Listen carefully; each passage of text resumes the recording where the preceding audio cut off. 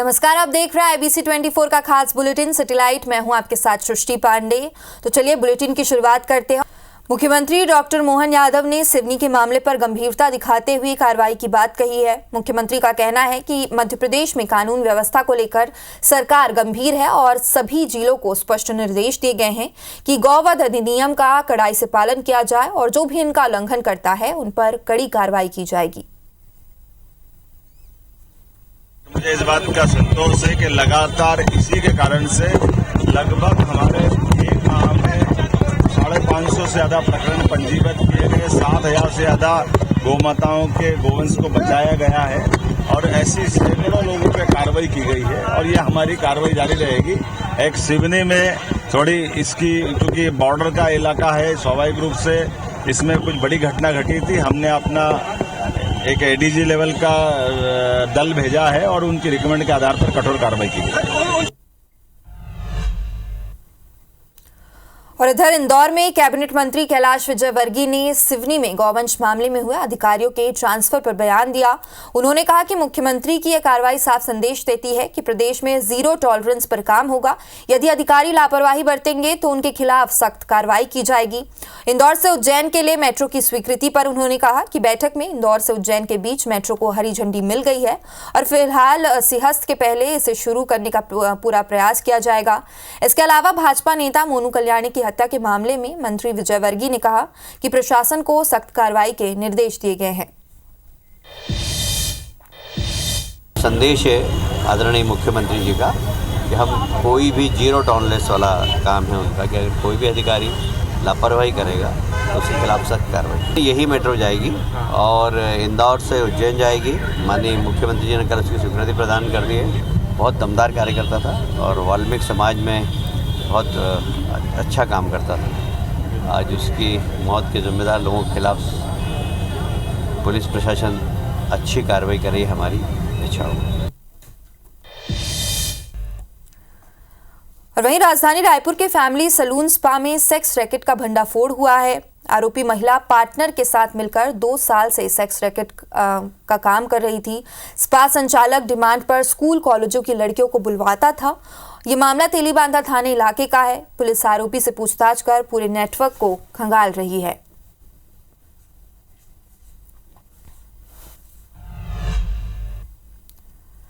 तो वहीं संसद सत्र में शामिल होने के लिए केंद्रीय राज्य मंत्री और बिलासपुर के सांसद तोखन साहू, महासमुंद की सांसद रूप कुमारी चौधरी, कांकेर के सांसद भोजराज नाग और राजनांदगांव से सांसद संतोष पांडे रविवार शाम नियमित फ्लाइट से दिल्ली रवाना हुए।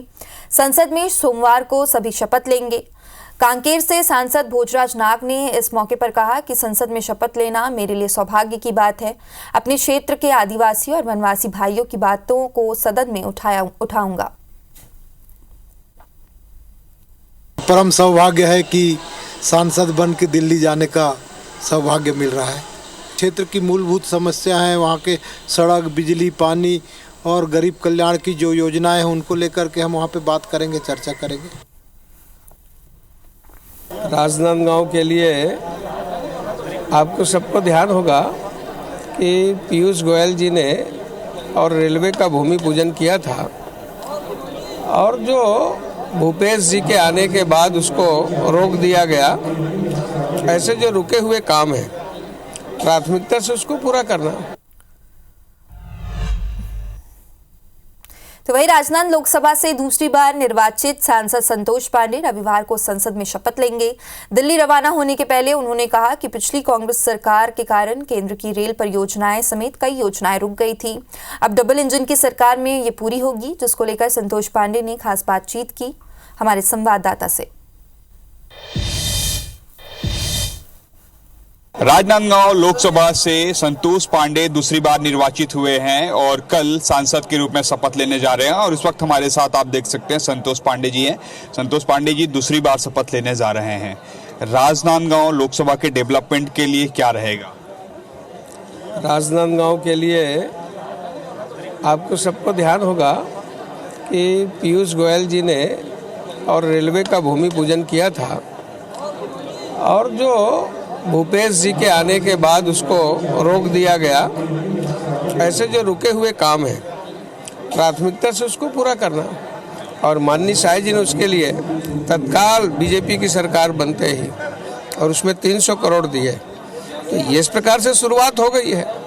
और इसके अलावा भी रेलवे में, डाक में, सड़क में और साथ ही साथ माननीय प्रधानमंत्री जी ने जो रोड मैप बनाया है उसमें हमारे प्रदेश में अनेक काम होंगे, तो हम उसको आगे बढ़ाएंगे। सर, पिछली बार की अपेक्षा 2019 में आप गए और 2024 में, 19 में आप नए थे, अब अनुभवी हो गए हैं, क्या रहेगा कुछ खास? वास्तव में ये आशीर्वाद है जनता के और मेरे राजनांदगांव के पूरे संपूर्ण वर्धा से औंधी तक के लोगों की। और माननीय मोदी जी 5 साल अनेक निर्णय लेंगे जो राष्ट्र के लिए होंगे और उसमें हम सबकी भागीदारी होगी। तो ये थे हमारे साथ संतोष पांडे जी, जिनका साफ तौर पर कहना है कि अब राजनांदगांव लोकसभा में एक बार फिर से विकास दिखेगा। पिछले समय कांग्रेस की सरकार ने रोक दी थी और वही उन्होंने कांग्रेस के नेताओं को कहा है कि अभी आराम करें। कैमरामैन रेणु साहू के साथ सौरभ सिंह परिहार, IBC24 रायपुर। वहीं छत्तीसगढ़ में 10 सीटों में हार के बाद कांग्रेस में बदलाव की सुगबुगाहट तेज हो गई है। सियासी हलकों में चर्चा है कि जल्द ही प्रदेश अध्यक्ष दीपक बैज हटाए जा सकते हैं और उनकी जगह पर किसी नए नेता को प्रदेश संगठन की जिम्मेदारी दी जा सकती है। इसे लेकर सूबे में सियासी बयानबाजी का दौर भी शुरू हो गया है।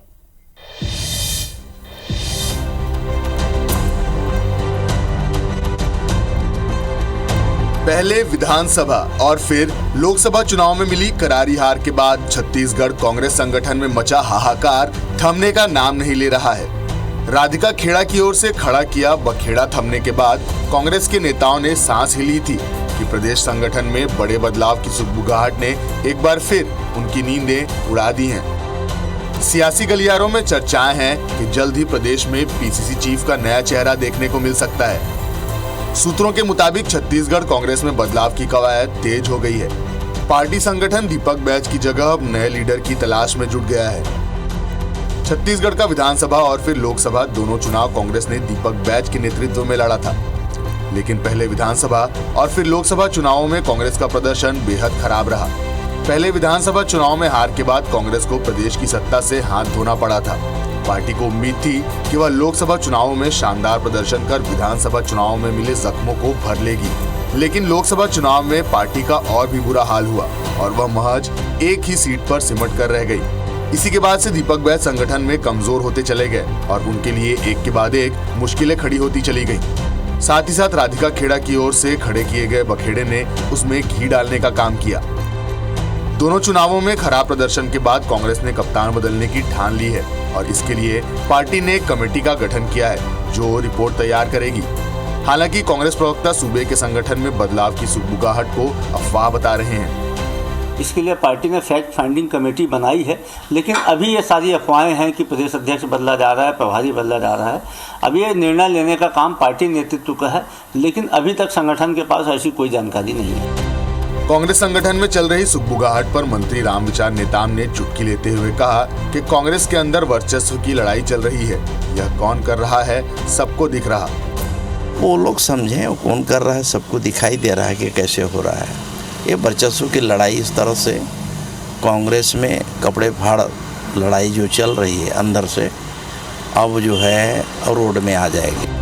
कृषि मंत्री रामविचार नेताम ने कांग्रेस पर आदिवासियों की उपेक्षा का आरोप मढ़ दिया, तो नेताम के आरोप पर पूर्व शिक्षा मंत्री प्रेमसाय सिंह टेकाम ने भी पलटवार किया है।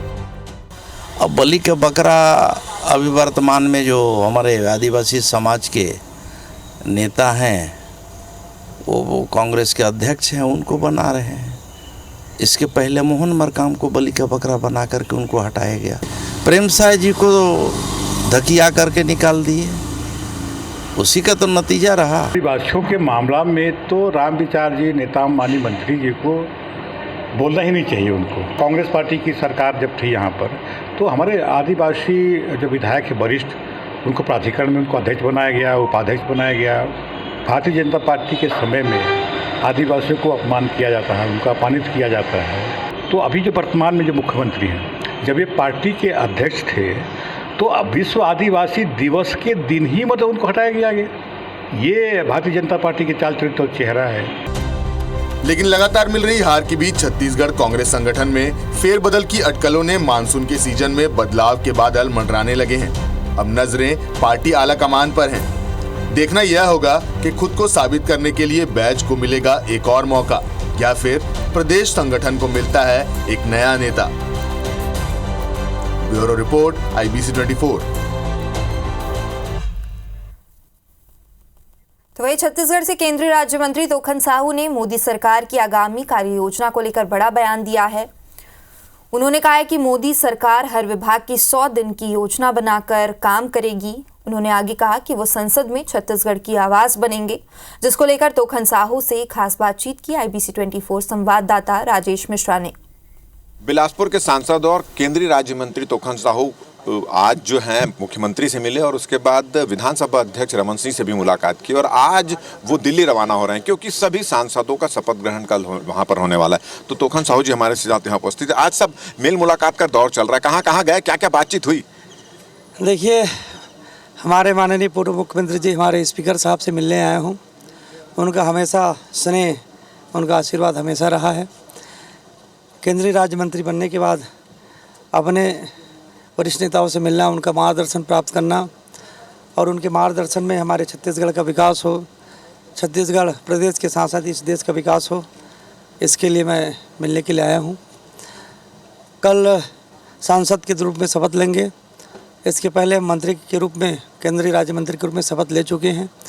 तो ये मेरे लिए भी और मेरे परिवार के लिए भी गौरव की बात है। ये बताइए कि ये आज जो बात हुई कांग्रेस के नेताओं से, मंत्रिमंडल का विस्तार होने वाला है, सहायक सरकार के मंत्रिमंडल का विस्तार होने वाला है। उनका कहना है कि जब मंत्रिमंडल का विस्तार होगा और इतने सारे दावेदार, उसमें 2 को मंत्री बनाया जाएगा तो घमासान शुरू हो जाएगा। इस तरह की वो बात कर रहे हैं, क्या कर रहे हैं? भारतीय जनता पार्टी में कभी घमासान होती नहीं।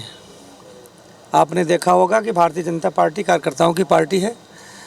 हमारे जो वरिष्ठ नेता निर्णय लेते हैं, चाहे प्रदेश नेतृत्व हो या केंद्रीय नेतृत्व, जिस कार्यकर्ता को जो जिम्मेदारी सौंपी जाती है, जो दायित्व सौंपा जाता है, अपने दायित्व का निर्वहन करते हैं।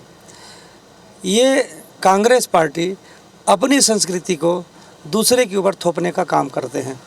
चलिए, ये थे तोखन साहू जी और इनका कहना है कि अभी सभी नेताओं से मेल मुलाकात का दौर इनका चल रहा है और आज वो दिल्ली जाएंगे और उनका यह कहना है कि डबल इंजन की सरकार जो छत्तीसगढ़ में बनी है और जो उनका मौका मिला है, उससे छत्तीसगढ़ को निश्चित रूप से फायदा होगा और 100 दिन की कार्य योजना बनाकर वो यहाँ पर काम करने वाले और निश्चित रूप से उनके मंत्री बनने का फायदा अब छत्तीसगढ़ वासियों को यहाँ पर मिलेगा।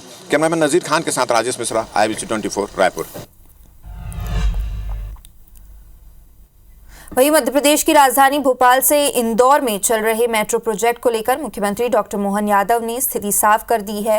उनका कहना है कि मुझे इस बात का संतोष है कि आवागमन के साधन को लेकर हमारी सरकार गंभीरता से काम कर रही है।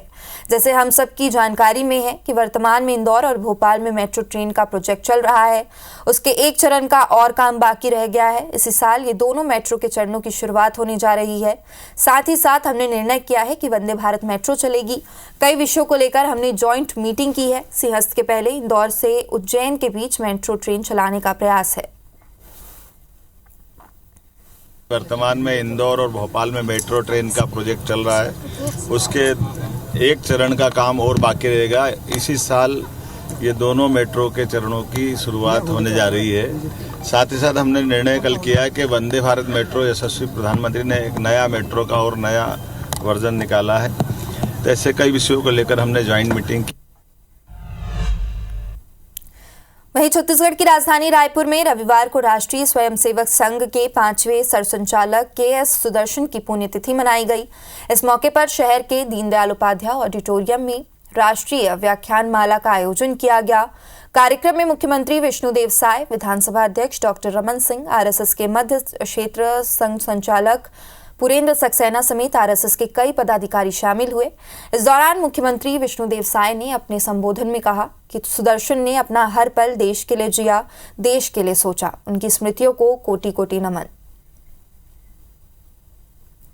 पूज्य सुदर्शन जी पानी बचाने, पेड़ लगाने, पर्यावरण बचाने, जैविक खेती की बातें करते थे। पूज्य सुदर्शन जी का जन्म रायपुर में ही हुआ। छत्तीसगढ़ में उनका प्रचारक जीवन व्यतीत हुआ और रायपुर में ही उन्होंने अपना देह भी त्यागा। तो चलिए इसी के साथ इस बुलेटिन में इतना ही। देश प्रदेश की तमाम बड़ी और अहम खबरों से जुड़े रहने के लिए देखते रहिए IBC 24। नमस्कार।